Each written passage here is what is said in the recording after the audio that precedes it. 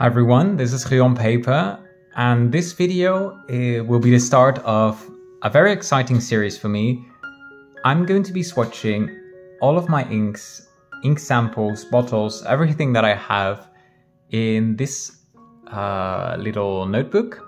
This is a Hobonichi A5 notebook. It has Tomo River paper in a basic 3.7mm grid, and I decorated the cover with stamps, lots of stamps. It was this boring basic yellow, which I think is a lovely color, but definitely has a lot more character now, I think. The stamps I used are from Everyday Explorers, and these are, I think, let's see, 1, 2, 3, 4, 5. I think 5 different designs that I used, and this just, I colored this in with a black marker. So yeah, this is what I'll be using. I have also stamped all of these bottles.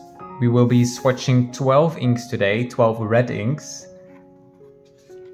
And that is half of my red inks. It turns out I have 24 red inks, mostly samples, thank God. But still quite a lot, but also very exciting to finally see these side by side. What else will I be using? I have this. This is not a sample vial holder, but just the top part. You see it has these screw thing. This is the top part of a scented oil incense stick bottle thingy, but see, it fits really well. So that's what I'll be using. I have a glass of water, not for drinking, but just for cleaning my pens. I have my cat. Hi, Oos, come say hi. He will probably not be helping. He rarely does. He only causes trouble. No, Uzo, that's my water. Don't drink that, please. Okay, so yeah, I also have this dip pen. This is a Pilot Iro Uchishi in fine. And I have a good old towel. And with that, let's get started. The first ink we will be swatching is Rohrer and Klingner Morinda. Morinda is a bright red ink that looks beautifully vibrant when wet. It will lose some of that vibrancy when the ink dries down and the ink reveals some hints of pink. It's quite a wet ink, but otherwise very well balanced. Compared to some other inks that we'll be swatching, it is also on the more affordable side, at least here in Europe. And as a fun fact, Morinda is a tree species, or more specifically the Morinda citrifolia, and both its bark and its roots are used to make dyes.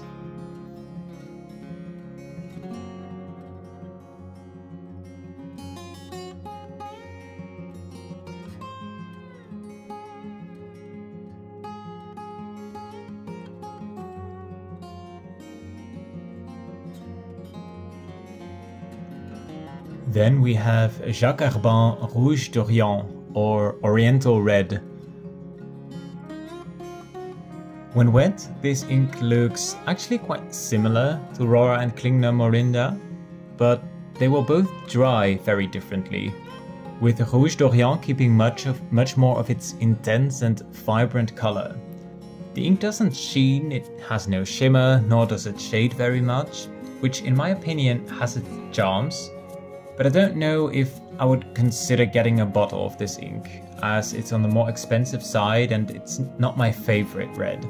I've heard that Rouge Grenat from the more basic Herbin line is quite similar to Rouge d'Orient at a more attractive price point, but I haven't had a chance to try that one yet.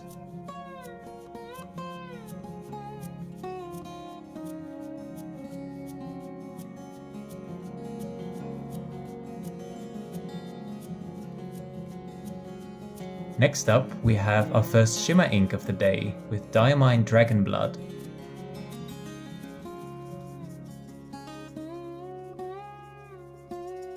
Dragon Blood comes from Diamine's Shimmertastic line and is a desaturated dark red with a ton of gold shimmer.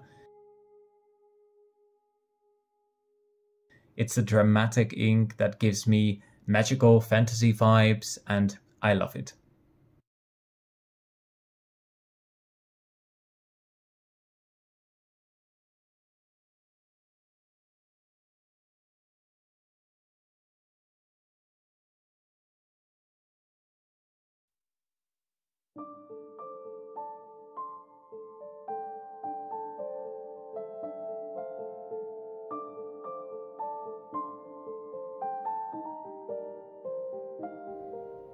Right next to Diamine Dragon Blood, we'll be swatching another red ink with a gold shimmer, namely Dominant Industry Christmas Red.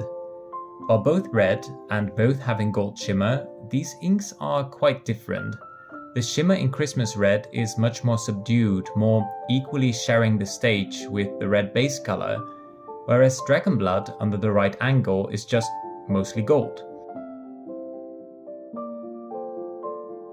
Dominant Industry Christmas Red is also a bit brighter and it has the slightest hint of a pink undertone.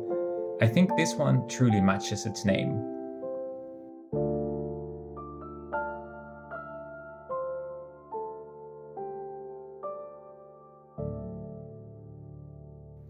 Another ink that has the perfect matching name is Diamine Tinsel.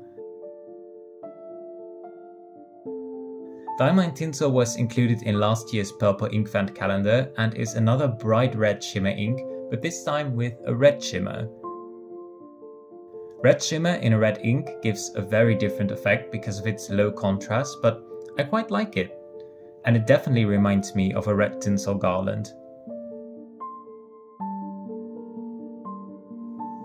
Diamine Wild Strawberry is a bright red that I would describe as fresh. Exactly like a strawberry. It might be the soft pink undertone or the fact that it's a little lighter than some of its cousins on the page, but this is the type of red ink I would lean to in late spring or summer. It has some sheen of the greenish golden kind that is not uncommon in red inks, but it's quite subtle and I doubt it would show up on every type of paper.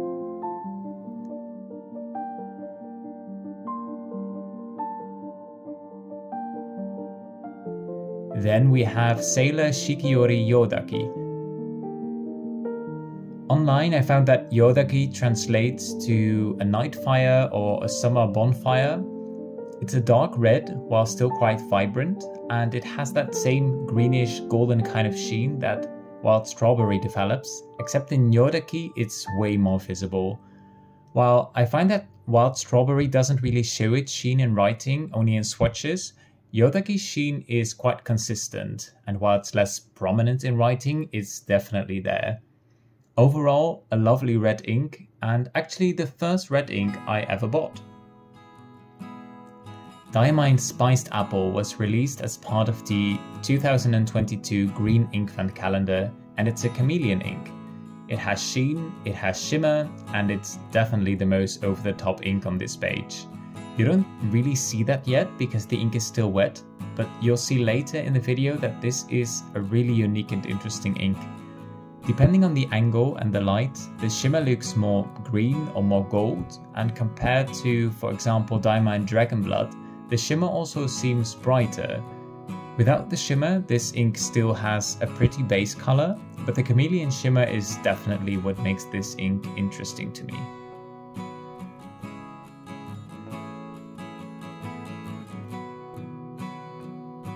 Our ninth ink for today is another Diamine Ink Fant ink, and it's Diamine Red Robin. It was released in the Red Ink Fant calendar in 2021, and it's a standard ink. It's a bit lighter, and it dries to a lovely, slightly unsaturated red.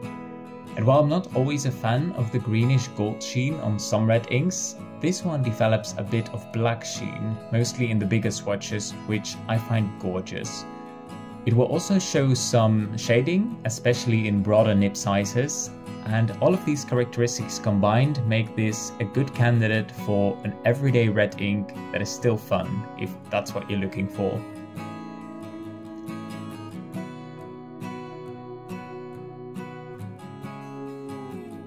An ink that is quite close to Red Robin is Inkebara Alice Red, another slightly unsaturated red with a bit of black sheen.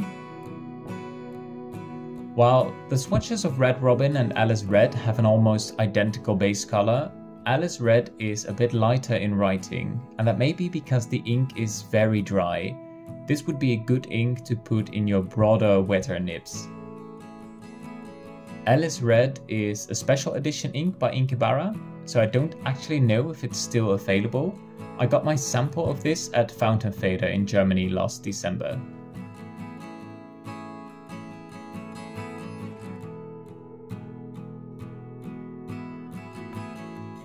We are nearing the end of today's swatching session with Robert Oster Muddy Dragon.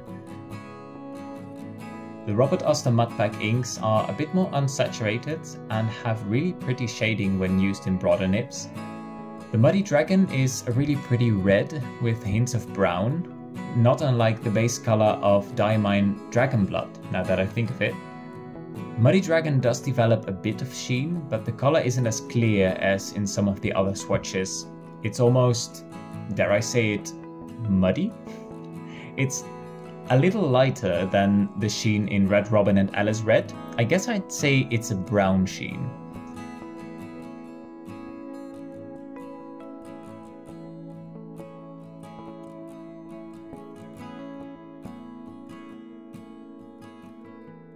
The last ink for today is Diamine Cherry Sunburst. This ink is part of the Diamine Guitar inks, and I love all of those inks. I found it difficult to categorize Cherry Sunburst because depending on the paper, the light, etc., it's in that weird space between red, orange and brown. However, I've decided to put it with the reds. Cherry Sunburst is an unsaturated red with quite a bit of shading, and if you look really closely you can see a little bit of sheen around the edges of the wettest parts of the swatch, but that's almost negligible.